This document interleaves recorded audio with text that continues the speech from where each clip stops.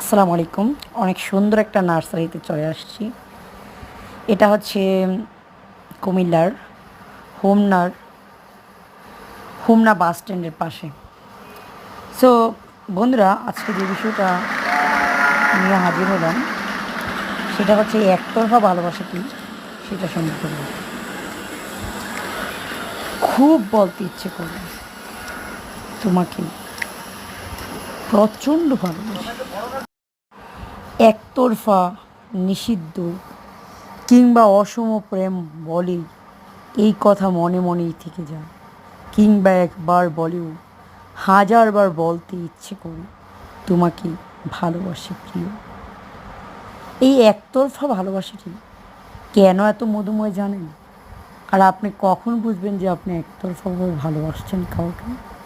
আজকে সেটা নিয়ে চলে আসলাম আপনাদের সামনে। সো ভিডিওটা না টেনে পুরো এবং শেষ পর্যন্ত আমাদের সাথে থাকবেন। পুরো ভিডিওটা দেখে যদি ভালো লাগে তাহলে লাইক কমেন্ট শেয়ার করবেন।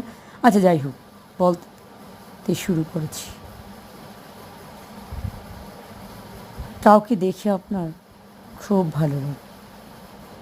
প্রথমে আপনি তাকে লুকিয়ে লুকিয়ে দেখেন, তারপর আস্তে আস্তে একটু সামনে আসেন। তাকে একটু একটু দেখলেই মনের মধ্যে এক প্রশান্তি কাজ করে। আস্তে আস্তে এটা দীর্ঘ ভাবনাতে সামনে চলে আসে।